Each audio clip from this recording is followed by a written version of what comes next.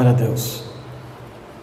Amados, o que está acontecendo com a nossa sociedade? Nós começamos a observar, a analisar como as pessoas estão caminhando sobre a terra, como as pessoas estão priorizando e o que elas estão priorizando em suas vidas, nas suas escolhas. E não somente o mundo e as pessoas, mas também a igreja tem se posicionado de uma forma que realmente, amados, aquilo que foi trazido como uma revelação na ilha de Patmos a João sobre a igreja dos últimos tempos tem se tornado uma realidade, mas muito pior que o texto assim descreve. E infelizmente a imensa maioria não tem observado isso. E amados, há um tempo eu quero compartilhar com os irmãos sobre 3 assuntos que tem uma relação muito íntima entre eles. Para compreender, amados, que o nosso Deus, quem Ele é e o que Ele espera de nós acerca de muitas coisas. Aqui em Romanos capítulo 1, versículo 22 e 23, o Senhor traz uma palavra através do apóstolo Paulo à igreja em Roma, dizendo que os sábios tornaram-se loucos e mudaram a glória do Deus incorruptível em semelhança da imagem de homens corruptível e de aves, e de quadrúpedes e de répteis. Para aqui. Paulo vem dizer assim que os homens sábios se tornaram loucos.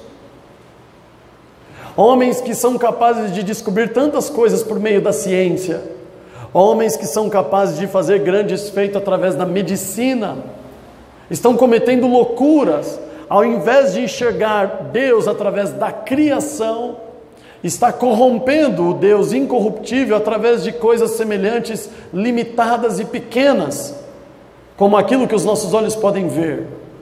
Hoje pela manhã, eu comecei um tempo com as crianças de falar sobre a criação, que era algo que nós já tínhamos conversado há um tempo e eles tinham muita vontade de entender sobre a criação.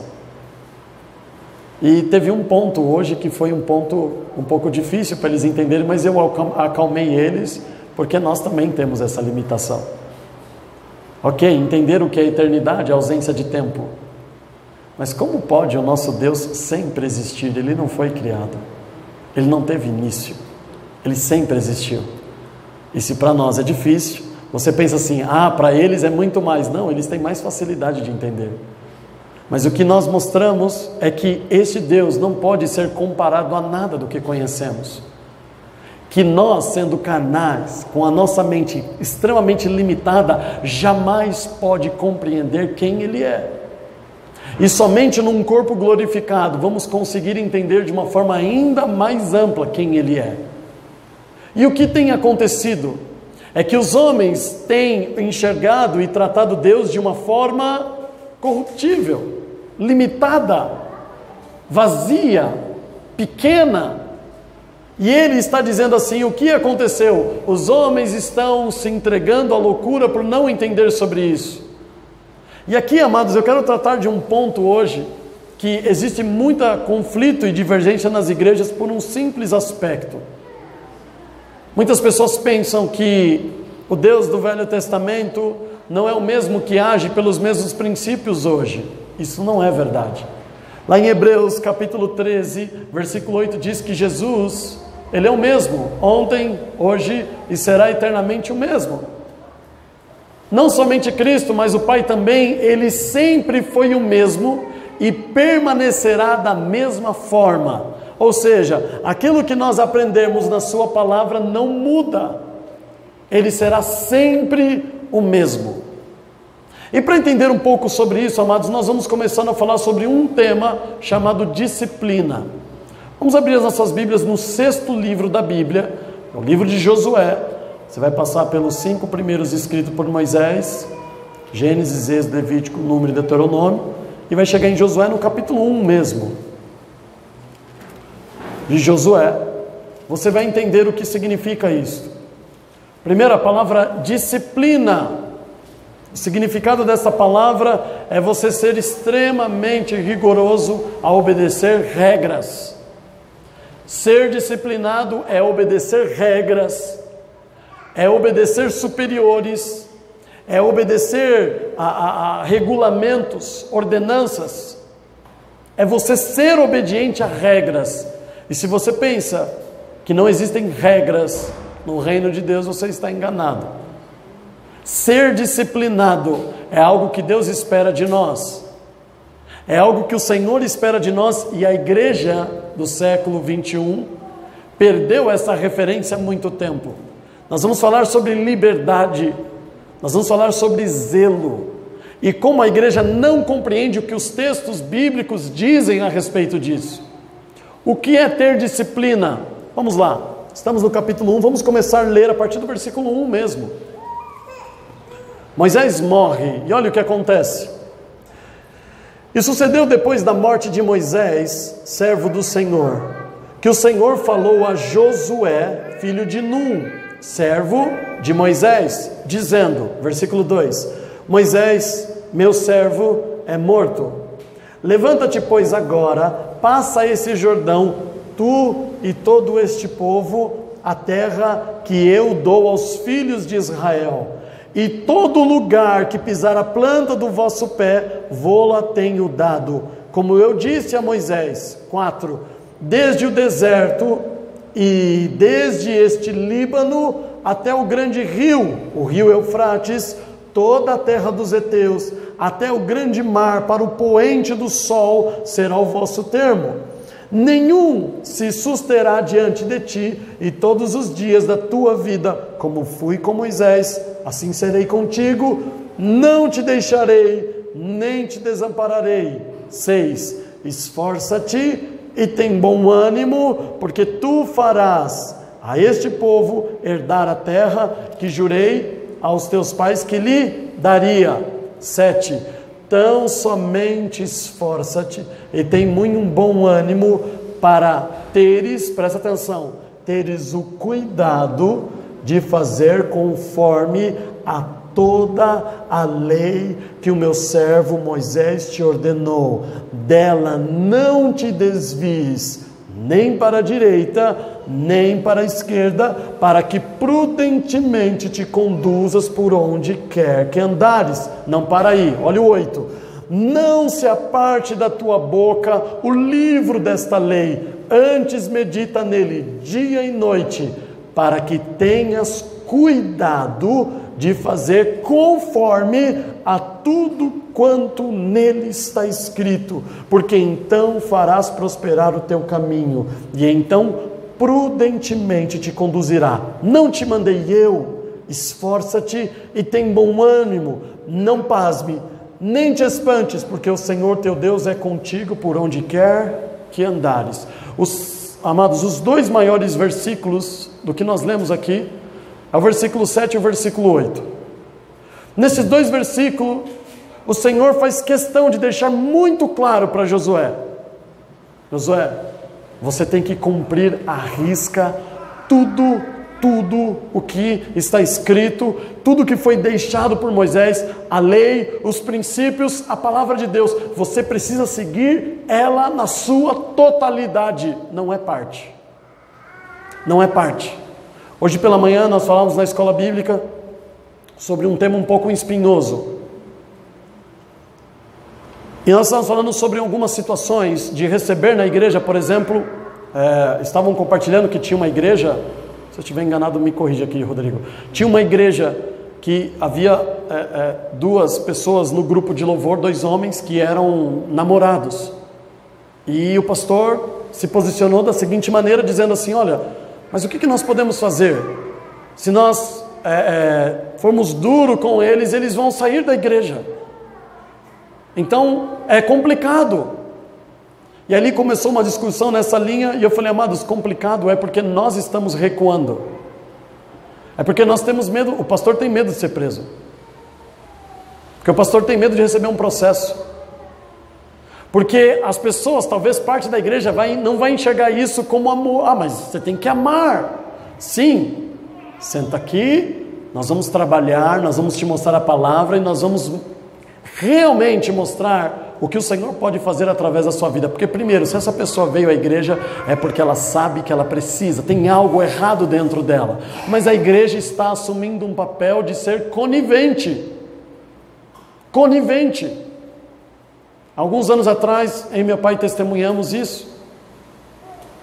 Um casal na igreja, uma família, e o marido traiu a esposa, e arrumou uma amante, e saiu da igreja, e ele era pastor, e ele saiu da igreja. A família ficou destruída aqui na igreja. A igreja cuidou dessa família, cuidou da esposa, cuidou da filha, foi. Depois de alguns anos, esse pastor volta com a sua amante para congregar na mesma igreja. A nossa indignação foi porque o pastor não colocou ele para fora. Falou: amigo, você pode congregar em qualquer igreja do mundo, nessa você não vai. Nessa você não vai. Enquanto a sua ex-esposa estiver aqui, a sua filha estiver aqui, aqui você não pisa. E compre a briga que for necessária. Por quê, amados? Nós não estamos preocupados em cumprir a palavra como se deve. Ah, mas você tem que amar. Sim, se você quiser, eu faço um culto. Eu, pastor, vou fazer um culto na sua casa todo sábado de manhã. Lá na sua casa. Aqui você não vai porque a sua ex-esposa foi ferida, se machucou e nós cuidamos. E vai ser para ela uma ofensa ver você ao lado dela com a sua amante, que agora é sua esposa, não importa. A igreja tem se acovardado. Não só ela como instituição, como pessoas também diante do pecado. Nós estamos recuando. Nós temos, amados, como ele diz aqui, Josué, você vai cumprir tudo o que está escrito. Se está escrito não, é não. Se está escrito sim, é sim. E nós estamos nos moldando ao mundo. Ao invés de fazer o que Paulo fala em Romanos 12, não tome a forma do mundo, não se conforme, não se molde ao mundo. Nós temos uma forma, nós temos um padrão, e ele está dizendo assim: Josué, seja extremamente obediente às regras que estão escritas aqui, não se desvie em nada para a direita, em nada para a esquerda, não muda nada do que está escrito aqui, não tenha ideias mirabolantes, estratégias, não, cumpre o que está escrito. Se está escrito sim, é sim. Se está escrito não, é não. E pague o preço que for necessário. Daniel pagou com a sua vida. Mas ele continuou sendo disciplinado. 3 vezes ao dia, ele ia até a sua casa, abria a janela em direção a Jerusalém, colocava o seu tapetinho, dobrava o seu joelho, e ali ele clamava pela restauração de Jerusalém. E um dia isso era contra a lei de Dario. E o que importa? Eu continuo orando. Eu não vou lá tentar argumentar. O que a igreja faz? Ao invés de cumprir o que está escrito na lei, elege deputados para impedir essas leis que podem atrapalhar. Isso é se acovardar, amados. Isso é ter medo. Isso é não assumir o papel que o Senhor espera de nós. A disciplina é cumprir tudo o que está escrito. Você pode receber este casal de homossexual, lute por eles, ame eles, fale da palavra, exerça o seu papel como igreja, como membro, para transformação, porque este problema não é um problema diferente do que vícios e tantos outros que nós nos deparamos, e que o papel do Senhor é transformar. Mas como a igreja não tem virtude, por não conhecer a Escritura e nem o poder de Deus, não tem efeito a sua ministração, não tem efeito a sua palavra, não consegue ser um agente transformador. Então vai encostando aqui, mas não consegue falar não, não consegue falar não, não consegue impedir amados, essa falta de disciplina, esse comodismo que está amados, nós estamos criando um conforto dentro da igreja que está sendo completamente contraditório à palavra. Ele diz assim, amados, não sei se você percebeu, eu procurei destacar no texto, como o Senhor repete isso. Faz do jeito que está escrito. Josué, você é responsável por isso. Uma das coisas, amados, que eu tenho falado aos irmãos, até mencionava isso de forma rápida no domingo passado, sobre a responsabilidade que nós temos de falar da palavra. Aquilo que o Senhor chega para João, lá na ilha de Pátio, e fala, João, escreve exatamente o que está aqui, e maldito, desgraçado, fora da graça do Senhor, é aquele que acrescentar, não é uma frase, aquele que mudar uma vírgula de lugar. aquele que colocar um acento onde não existe, aquele que der ênfase a uma palavra que não tem nesse livro. Olha a preocupação do Senhor de nós sermos extremamente disciplinados com aquilo que Ele nos entregou. Versículo 7 e 8, vamos ler novamente. Tão somente esforça-te e tem muito bom ânimo, para teres o cuidado de fazer conforme a toda a lei que o meu servo Moisés te ordenou. Toda, não é a maior parte. Dela não te desvie, nem para a direita, nem para a esquerda, para que prudentemente te conduzas por onde quer que andares. Não se aparte da tua boca o livro desta lei, antes medita nele, dia e noite, para que tenhas cuidado de fazer conforme a tudo quanto nele está escrito, porque então farás prosperar o teu caminho, e então prudentemente te conduzirá. Minha esposa está aqui como testemunho. Às vezes ela mesma não suporta isso. De uma forma, não é agressiva. Mas tudo que a gente vai conversar, você fala porque a Bíblia diz isso, porque a Bíblia diz aquilo.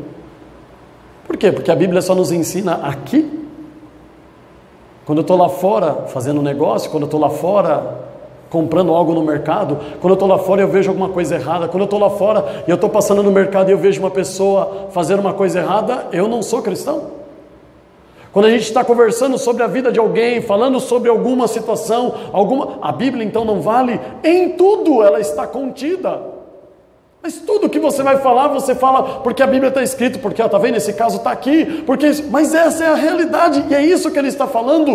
Tudo, ele fala no versículo 8, na sua boca não pode se apartar esta palavra. Tudo que você está falando tem que condizer com ela.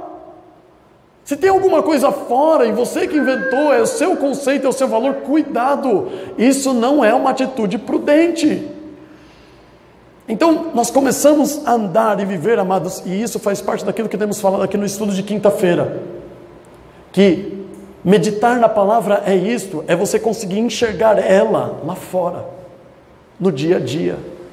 Você está trabalhando, você está andando na rua, você está se movimentando, fazendo a sua vida secular, comum, e você vê ela fala com você, ela mostra, está vendo porque isso não pode, olha o que está acontecendo, olha a mãe e a filha no mercado, olha o mundo como está, olha as pessoas, olha o trabalhador, olha isso. Você começa, porque ela é viva, como diz em Hebreus 4:12, ela é eficaz, ela tem vida própria, ela começa a se manifestar e te mostrar. Aí quando nós vamos lá fora pouco importa a Bíblia. Eu acho que a gente tem que fazer isso. Eu acho que a gente tem que se posicionar assim. Ele diz, não se aparte da tua boca. Tudo que você for falar, Josué, tem que estar aqui dentro. Tudo. Mas tudo. Mas será que eu posso? Não. Mas será que isso tem a ver com Deus? Tem.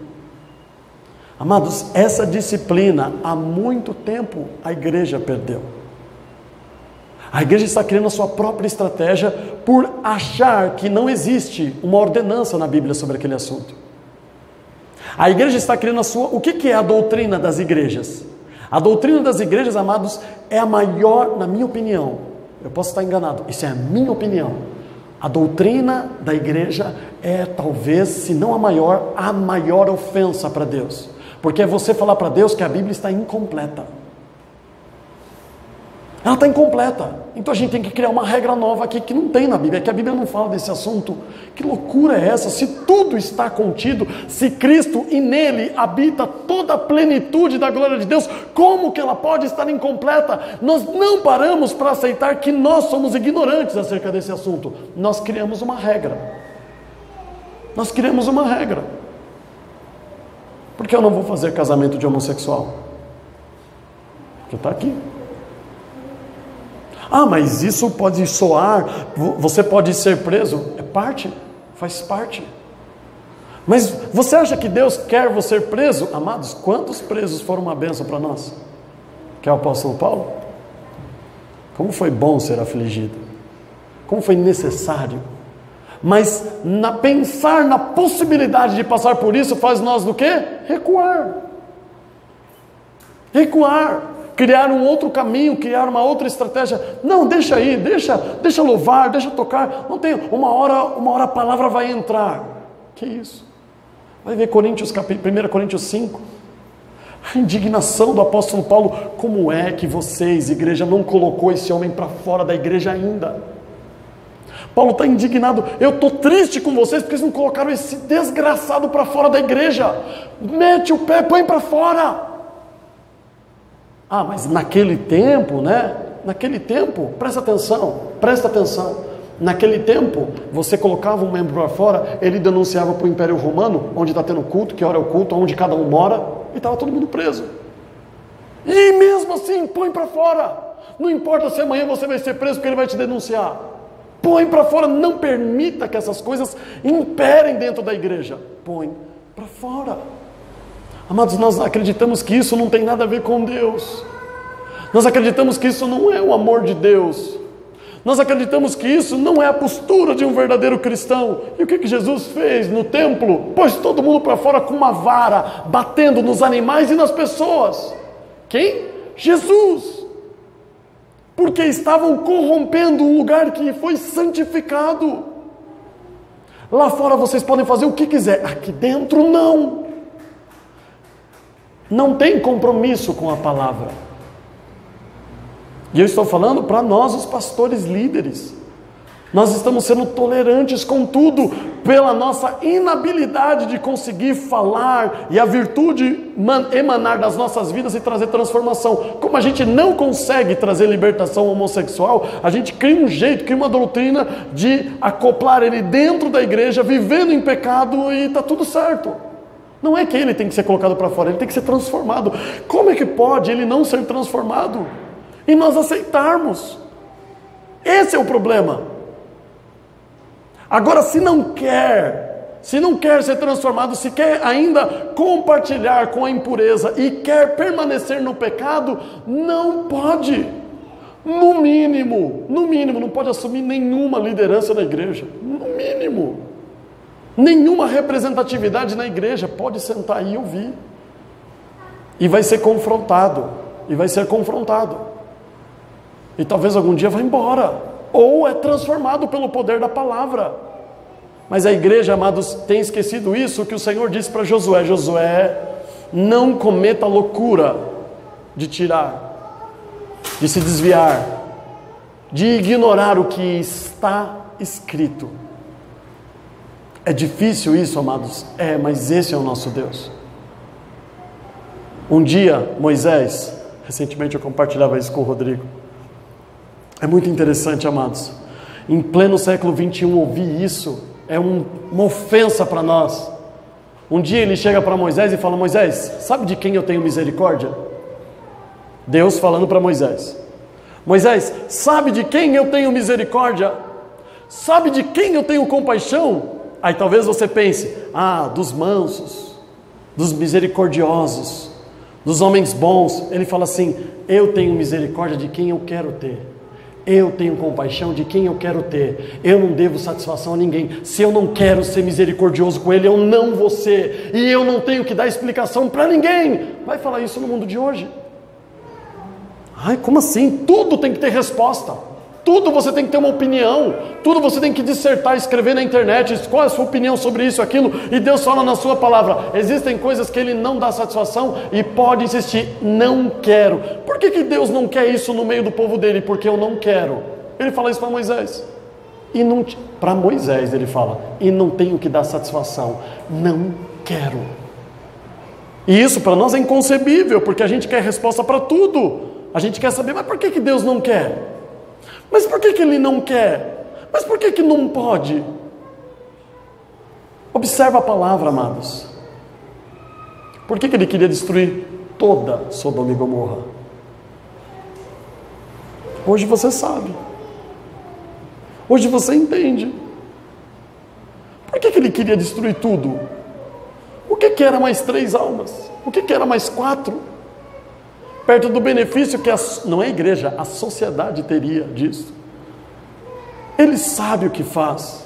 Então, se ele está dizendo não é não, seja extremamente disciplinado. E falta muita disciplina, amados.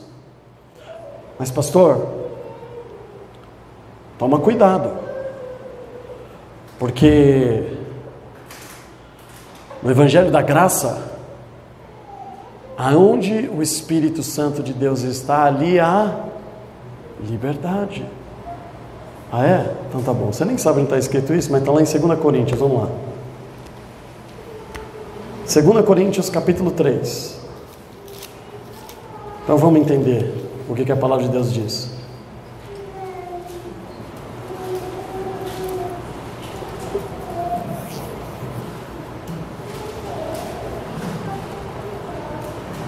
Vou fazer algumas observações aqui e veja se na sua versão tem isso. 2 Coríntios capítulo 3, versículo 13.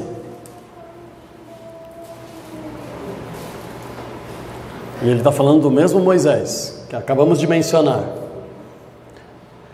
E não somos como Moisés, que, percebe, não sei se na sua Bíblia o que está em itálico. Está em itálico? O que? Ok. Que o E. Que punha um véu sobre a sua face, para que os filhos de Israel não olhassem firmemente para o fim daquilo que era transitório. 14. Mas os seus sentidos foram endurecidos, porque até hoje o mesmo véu está por levantar na lição do Velho Testamento, o qual foi por Cristo abolido. E até hoje, quando é lido Moisés, o véu está posto sobre o coração deles. O que Paulo está falando aqui? Moisés, quando desce do monte, depois de 40 dias, ele desce. A Bíblia diz que a glória de Deus, que resplandecia através do seu rosto, era tamanha que o povo tinha dificuldade de olhar para ele, falar com ele, se relacionar com Moisés. Moisés então faz o quê? Ele põe um véu no seu rosto, para que esse reflexo, essa luz pudesse ser contida e as pessoas pudessem falar com ele até que essa luz passasse. Paulo está falando assim: tudo isto foi transitório, foi momentâneo, foi por um momento e acabou. E até hoje os judeus têm o hábito de, quando eles vão ler algo a respeito do que Moisés fala, a Bíblia diz que existe um véu no coração deles, cobrindo o coração deles para eles não entenderem. Eles estão aprisionados a uma ignorância. Eles estão aprisionados a não compreender o que significa isso. Eles estão presos e por isso eles não compreendem o que Cristo diz e ensina através do Evangelho da Graça. O que ele está dizendo aqui?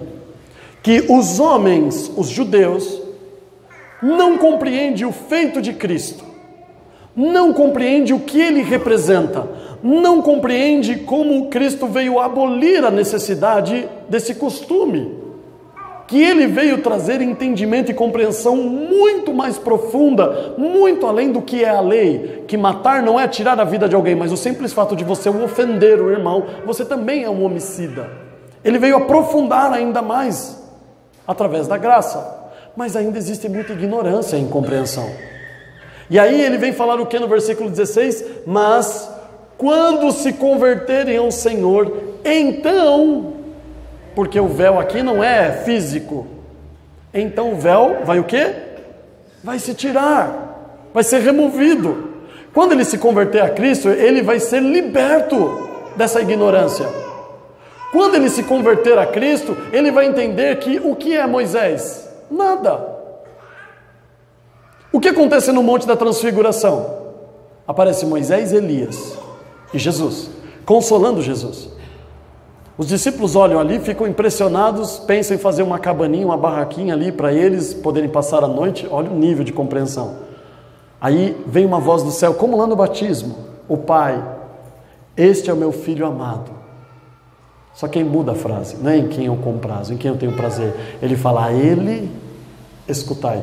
Esquece Elias, esquece Moisés, é ele. E aí depois Jesus vem falar que toda a lei e os profetas morreram em João Batista. Acabou. É ele. Porque Porque se você olhar para Cristo, você vai cumprir a lei. É muito mais profundo. É muito maior. E aí ele está dizendo assim, olhe para ele. Então se você se converter a Cristo, você vai ser liberto por isso. Agora vem o versículo famoso, citado. Olha o 17. Ora, o Senhor é Espírito, certo? E onde está? Percebe o itálico? Aonde está o Espírito do Senhor? Ali, percebe que o A também está em itálico? Liberdade. O que significa isso? Não é que você pode chegar aqui e fazer o que você quiser no culto, porque é onde o Espírito Santo está, a liberdade. Quem disse que ele está falando disso? É que nem nós lemos recentemente, eu posso todas as coisas naquele que me fortalece. Em que contexto está isso? Eu aprendi a ter escassez, eu aprendi a ter abundância. Eu posso todas as coisas, eu posso passar fome e não negar o Senhor. E eu posso ficar muito rico e não me esquecer dele. Ele está falando sobre isso, ele está falando que eu posso matar uma pessoa e ainda estar agradando a Deus. Eu posso fazer o que eu quiser, que Deus ainda é comigo. Não! Aonde o Espírito Santo de Deus está, e aí vem o ponto. Muitas pessoas estão fazendo loucuras nos cultos, nas igrejas, na rua fora, dizendo ser crentes, e nem o Espírito Santo eles têm. Primeiro. Segundo, quando ele fala que a liberdade é a libertação da ignorância, não é a libertinagem para você fazer o que você quiser, para você inventar o que você quiser, até aquilo que não está escrito na Bíblia você pode falar o que você quiser e está tudo certo. Quem disse isso? Vamos lá. Nós temos um problema, amados. O que é liberdade? Acabamos de ler aqui, aonde o Espírito Santo de Deus há, a liberdade. O que é liberdade? Pense você, o que é liberdade? Liberdade é não estar preso a nada, é fazer o que eu quiser. Não é isso, não é liberdade. Claro que é. Liberdade é viver num país livre e você fazer o que você quiser. Quem disse? Faz o que você quer e vê se você não vai ser preso. Faz o que você quiser, entra na casa de uma pessoa e vê se você não toma um tiro. Não tem consequências? Nós temos um conceito de liberdade errado. Liberdade não é você fazer o que você quiser e não ser punido e nem cobrado por isso. Então vamos lá, vamos fazer uma reflexão aqui. Liberdade, se o Espírito de Deus está em mim, eu faço o que eu quiser. Tá bom, vou fazer uma pergunta e você sabe a resposta. Você tem certeza? Você tem certeza mesmo? Você acha que Noé queria construir a arca? Fazia parte do plano de vida dele, construir uma arca. Passar 1/3 da vida dele fazendo uma arca. 20% da vida dele. 15% da vida dele fazendo uma arca. Você acha mesmo que ele queria isso? Você acha mesmo, amados, que Abraão queria se afastar da sua parentela? Você acha mesmo que Abraão queria se afastar de Ló?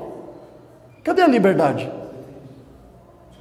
Se você provar que Abraão queria se livrar da família dele, que Abraão não queria andar com Ló, aí você pode consolidar sua teoria, que liberdade é fazer o que você quer. Deus falou para ele, sai. Você acha que ele queria? Constrói a arca. Você acha que ele queria? E mais, vamos mais a fundo. Você acha que Moisés não foi resistente? Moisés não queria ser o libertador do povo. Cadê a liberdade? Ele mesmo questiona, Senhor, mas não dá para ser eu. Não tem como ser eu. Eu tenho um monte de defeito. Ele não queria. Mas o que é o conceito de liberdade? Fazer o que quer. Então, peraí, temos um problema aqui.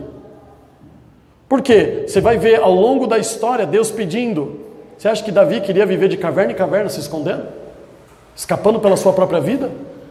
Você acha que Jó queria perder os seus filhos? Você acha que Jó queria sepultar todos os seus filhos no mesmo dia? Você acha que Jó queria ficar doente? Mas e a liberdade? E a liberdade da escolha? Eu faço o que eu quero. Eu sou livre, porque aonde o Espírito Santo de Deus, aí é a liberdade. Que liberdade é essa? Será que a gente está entendendo o que é essa liberdade em Cristo mesmo? É fazer o que quer? É fazer o que dá na cabeça? Você acha que Daniel queria ir para a cova dos leões, amados? Você acha mesmo que aqueles 3 jovens queriam ser jogados na fornalha? Você acha mesmo que eles gostam de sofrer?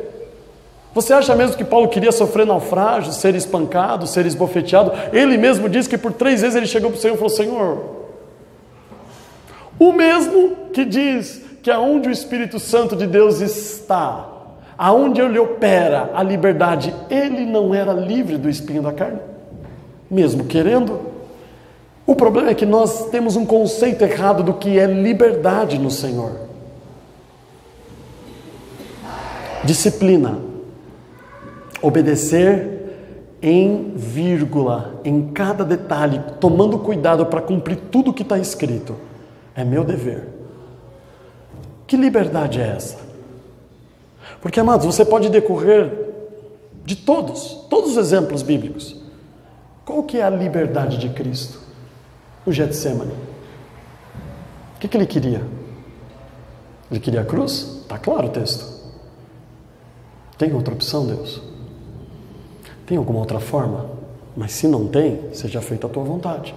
Ele demonstra que ele estava angustiado, que se ele pudesse escolher, se fosse possível escolher, mesmo sendo livre, mesmo eu sendo livre, amados, mesmo eu sendo liberto, mesmo eu ter sido remido e comprado pelo sangue do Senhor, eu tenho um dono. E eu tenho princípios que eu tenho que obedecer. E eu tenho que seguir eu tenho que ser disciplinado para seguir isto. Esta liberdade não é a liberdade que o mundo aprende e ensina. Faz o que você quiser, você não tem que dar satisfação nem para pastor, nem para ninguém. Você faz o que bem entender. E aí se alguém falar alguma coisa, né, o religioso, mas onde o Espírito Santo de Deus há liberdade, você faz. Quem disse isso?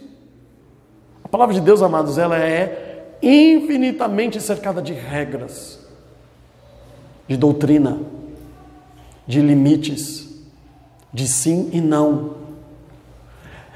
Essa liberdade que as pessoas não compreendem, confundem com a libertinagem. Faz o que você quiser, o que der na sua cabeça, e o Senhor vai ser contigo, porque se você tem o Espírito Santo, você pode fazer o que você quiser. Será que é isso mesmo que a Bíblia está dizendo? Você faz o que bem entender? Será que a gente está entendendo o que é essa liberdade que o Senhor dá a nós? Eu sou livre? Sim, sou livre. Porque antes eu não tinha o poder da escolha. Mas a partir do momento que eu escolhi, a partir do momento que eu decidi servir ao Senhor, eu agora estou dentro destas regras. Josué, você não foi forçado a chegar até aqui. Você quis sair do Egito e vir. Agora, se é para me servir, estão aqui as regras. Você pode ir embora, você é livre, você é liberto. Mas se você me servir, tem que ser do meu jeito. Tem que ser dessa forma. Você não vai se conformar com o mundo. Se chegar aqui, você não vai aceitar esse tipo de coisa. Você vai lutar, vai se doar como Cristo fez pelos pecadores, pelas prostitutas. Você vai fazer tudo, mas não vai ficar do jeito que... Vem do jeito que você quiser, mas permanecer não. Isto não permanece. Todos que chegaram até Cristo foram transformados. Mesmo aqueles que deram as costas e foram embora com a sua cura, mas foram transformados. Não ficaram do mesmo jeito. E se ainda permanece do mesmo jeito, tem alguma coisa errada em nós, na igreja e no que temos pregado. Mas liberdade não é isto, amados. Faz o que quer. No entanto, que o próprio apóstolo Paulo, a esta igreja, diz que com relação à manifestação do Espírito, você tem total controle. Você pode começar a profetizar aqui, você pode começar a falar em línguas, e não tendo a interpretação da língua, se calar, conter o Espírito. Você tem toda a autoridade, você tem todo o controle. Mas não se engane, amados. Esta liberdade que muitas pessoas falam aí fora, não existe na Bíblia. Essa libertinagem que eles chamam de liberdade. A palavra de Deus, ela é cheia de doutrinas, regras e leis, amados. E eu preciso me moldar a elas. Eu preciso respeitar cada uma delas. Eu preciso me encaixar a cada uma delas. Se eu não fizer isso, eu estou fora, amados. Eu estou fora. Nós temos debatido, falado muito sobre isso, não aqui nas ministrações, mas fora. Eu tenho falado isso muito com os irmãos, eu vejo os irmãos comentando muito sobre isso. Nós estamos tentando vender um evangelho. Nós estamos tentando convencer as pessoas que Cristo é bom. E isso já é o princípio da loucura. Eu não tenho que convencer ninguém que Cristo é bom. Eu não tenho que falar, vem para o Senhor. Você não vê Jesus insistir com ninguém. Ele chega para Mateus e fala, me segue. Não quer também, fica. A gente fica insistindo. A gente fica tentando, mas você precisa entender, forçando, constrangendo a pessoa para ela vir na igreja. Porque se ela não vier na igreja, ela vai se sentir, mas eu prometi que eu ia. Então, não vem porque quer Cristo. Não vem porque quer ouvir. Vem porque você pressionou, vem porque você forçou, vem porque você constrangeu, vem porque você criou uma maneira de deixar essa pessoa envergonhada de falar, não! É isso que a gente está fazendo com o Evangelho, a gente está tentando convencer as pessoas. E você não vê Jesus fazer isso. Ele está andando pelo caminho, quem quiser seguir vem, quem não quiser fica. A gente quer mostrar o valor do Evangelho através da insistência. A gente quer mostrar o valor do Evangelho através de um constrangimento. Eu preciso ter disciplina com a palavra, o que está escrito nela. A liberdade que o Senhor me deu não é a liberdade para fazer o que eu bem entender, inclusive no culto, inclusive aqui. Eu já fui questionado por algumas pessoas a respeito de algumas coisas que nós fazemos aqui. E eu falo assim, mas é muito fácil. Mas por que você não faz isso? Porque não tem base nenhuma, isso eu nunca vi isso na Bíblia. Fazer por nós, por costume, porque é legal, podemos fazer. Cuidado para que a gente não fale para as pessoas que isso é uma doutrina. Esse é o problema. Nós podemos ter um costume. Vou dar um exemplo bem simples. Nós podemos todo ano fazer aniversário da igreja. Nós podemos. Fazer um dia especial. Não sei nem se meu pai sabe a data. Acho que foi 18 de janeiro. Que a gente fez o primeiro culto aqui. Foi o último domingo de janeiro de 2016. Então vamos fazer um aniversário de... Nós podemos. Mas cuidado para que isso não se torne, amados, não um dia de celebração, mas um dia que a mulher briga com o marido porque tem que comprar uma roupa nova. Vocês vão rir, mas isso é verdade. O pastor briga com todo mundo aqui na igreja porque a igreja não ficou pronta, não ficou arrumada. O diácono fica aqui, o culto começa às 6, às 5h30, ele está aqui ainda terminando de arrumar as coisas que o pastor inventou. E aí ele chega no fim do culto. Cadê? Em que momento isso virou uma bênção? Está tudo errado. Está tudo errado. A gente pode ter um hábito, um costume? Pode, desde que seja para edificação. A gente é livre para fazer isso. Mas o problema é que isso começa a ser um peso. Esse é o problema, amados. E eu tenho essa preocupação, porque o costume se torna um peso, e às vezes mais importante que a lei. É disso que Jesus fala para os fariseus. Ele chega para Jesus e fala assim, os fariseus falam, Jesus, o senhor deixa? Olha os seus discípulos, eles não lavam a mão antes de comer, que absurdo. Isso não está na lei de Moisés. Isso é um costume. É um costume bom? É, claro que é. Quem é o prejudicado? Quem está comendo. Eu estou com a minha mão suja, mas eu vou comer. Eu sou prejudicado. Jesus fala assim, ok, sem problema. Vocês não honram pai e mãe. Isso está na lei. Para vocês, o costume é mais importante que a palavra. Esse é o problema, amados, que quando a gente cria uma doutrina na igreja que não está na palavra, olha para as igrejas aí fora. A doutrina fica acima da palavra. Esse costume que começou de uma forma tão simples. Então, olha que bom, olha que bênção. Vai ser bom. Virou lei, virou regra. E amados, o que vai levar o homem à salvação. Se você não usar roupa, se você não usar isto ou aquilo, se você não for desse jeito, não. Abra a tua Bíblia em Tito. Tito capítulo 2. Nós vamos entender o que está faltando na igreja. Tito está um pouquinho antes aí de Hebreus. Antes de Hebreus tem Filemão, antes de Filemão é Tito. Depois das duas últimas cartas de Paulo ao irmão Timóteo. Tito capítulo 2. Olha que texto maravilhoso. Vai juntar o que falamos sobre disciplina, sobre liberdade, e vai entrar sobre um assunto chamado zelo daquilo que é de Deus. E é isso que as igrejas estão perdendo, zelo das coisas de Deus. Estão criando suas próprias doutrinas, criando as suas próprias regras, e aquilo que é fundamental para a existência do corpo, para a saúde do corpo e da igreja, tem sido colocado de lado. Tito, capítulo 2, versículo 11. Porque a graça de Deus se há manifestado, trazendo salvação a todos os homens. 12.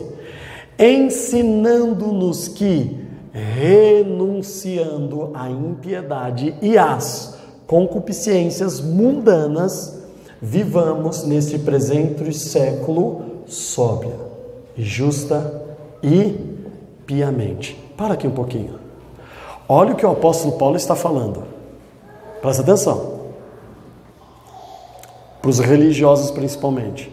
Ele está falando assim que nós estamos sendo ensinados num novo evangelho, em boas novas. E este ensino, ele me ensina a renunciar, é a palavra colocada aí. Renunciar o quê? A impiedade e os desejos da carne mundano. Eu tenho que renunciar. Mas qual o problema de fazer socialmente isso ou aquilo? Ele está dizendo que eu tenho que renunciar tudo. E ele continua dizendo, vivendo neste presente século de forma sóbria, racional. Nada pode trazer um entorpecimento ao meu cérebro. Eu não posso utilizar nada, eu não posso tomar um chá para entender melhor Deus, fumar um cigarro de maconha para entender melhor Deus, beber o álcool para entender melhor Deus. Ele está dizendo que eu tenho que viver nessa terra renunciando os desejos da minha carne. Se eu faço a vontade da minha carne, eu não estou caminhando, como no versículo anterior, para a salvação. Eu estou fazendo a minha vontade. E pouco importa aqueles que acusam nós de ser religiosos. Eu tenho que renunciar. Eu posso talvez ainda não conseguir tudo, mas eu sei que eu tenho que renunciar.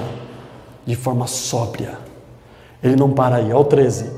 Aguardando a bem-aventurança, a esperança e o aparecimento da glória do grande Deus e nosso Senhor Jesus Cristo, o qual se deu a si mesmo por nós para nos remir de toda iniquidade.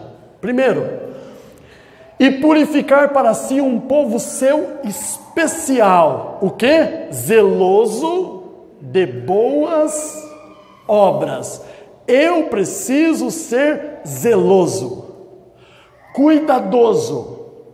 O que você vai fazer? Está relacionado à sua vida com o Senhor? Tome cuidado. Zelo é fazer com cuidado. É pegar com cuidado. É andar com cuidado. Sabe quando você entra, não sei se você já fez isso. Você entra na casa de alguém muito rico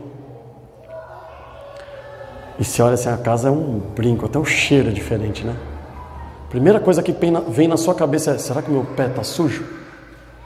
Você tem medo de sujar o chão. Você tem zelo, isso é zelo, é a preocupação de sujar. Você não toca em nada, você só olha, você nem abrir a boca, abre. Você vê uma coisa diferente, você fala, nossa, o que será que é aquilo? Eu não sei. Você senta na mesa, tem 15 garfos para um lado e 14 facas para a esquerda, você não sabe o que é aquilo. Você não fala nada. O que você faz? Se você tem vergonha e constrangimento, você espera as pessoas começarem a comer e vai observando. Você toma todo cuidado para fazer tudo corretamente. Isso é zelo. Isso é zelo. Você não senta de qualquer jeito. Você não come de qualquer jeito. Você sai com fome de lá, mas você não pede mais um prato. Isso é zelo. É preocupação de não fazer nada errado.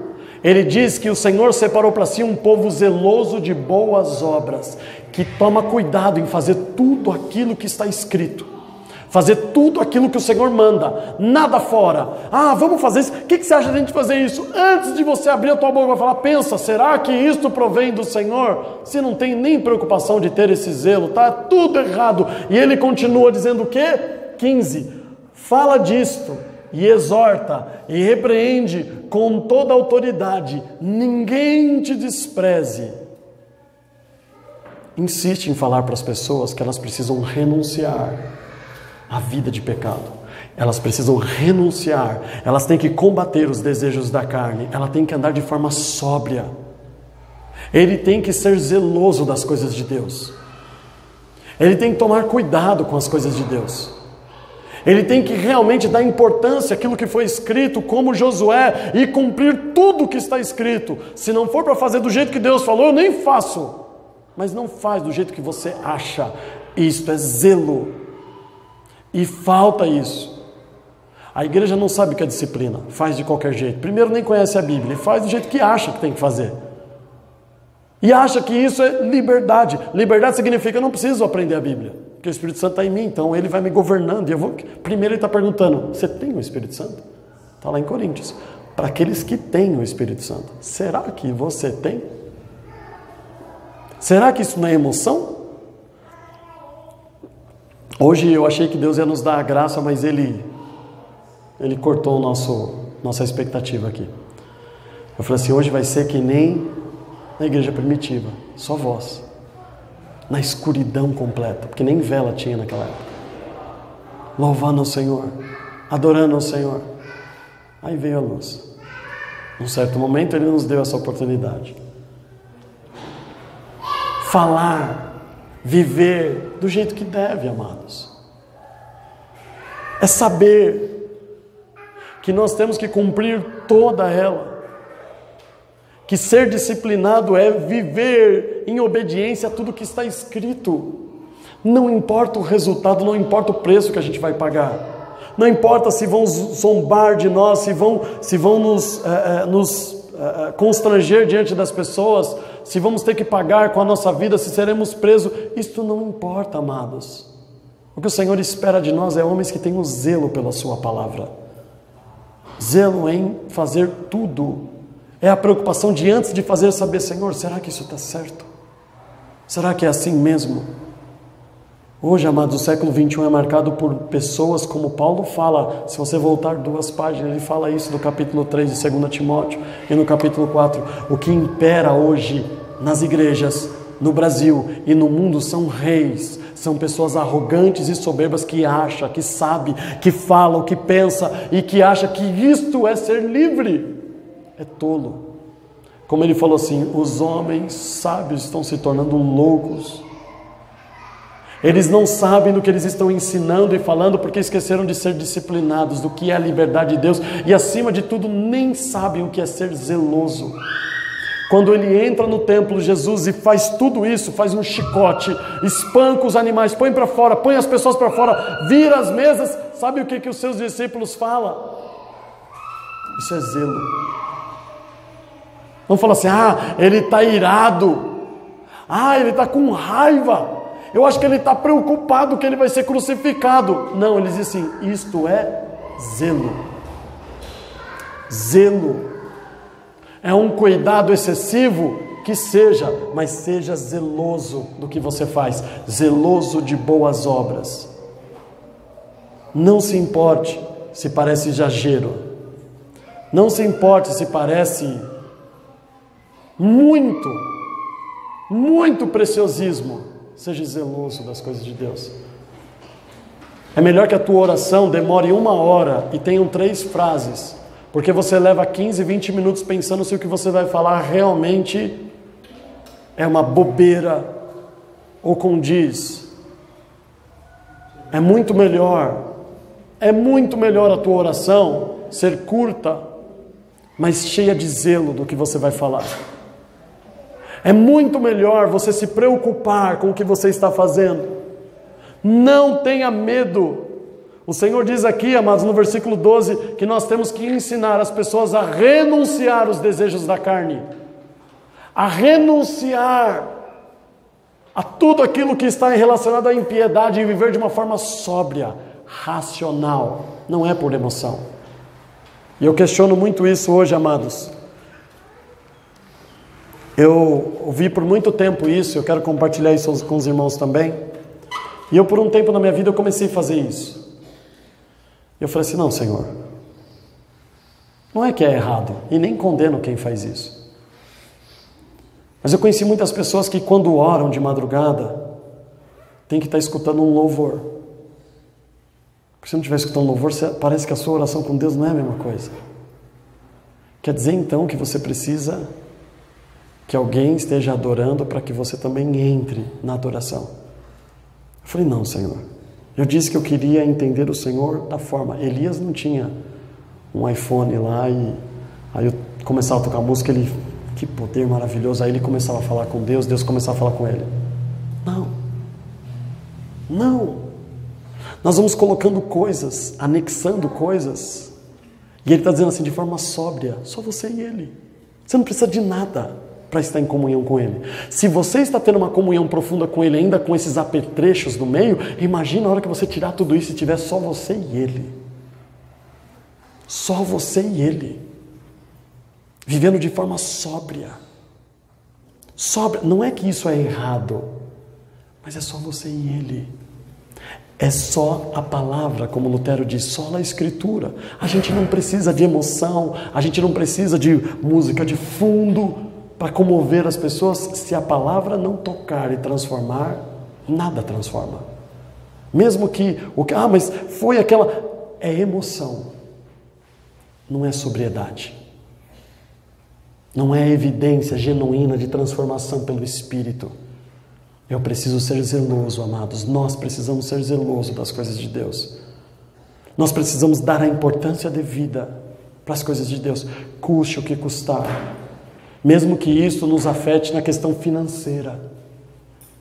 Mesmo que isso venha nos afligir por uma questão de vergonha e constrangimento. Mesmo que isso venha causar, amados, muito trabalho e esforço como a arca. Mesmo que isso venha causar a nossa fuga e ter que se esconder de Saul de caverna em caverna. E muitas vezes não dormir, porque se dormir sabe que vai morrer. Mesmo que isso custe a perda de todos os familiares da saúde como Jó. Mas permanecer firme. Permanecer firme naquilo a qual o Senhor nos chamou. Amém? Ser zeloso de boas obras. Amém?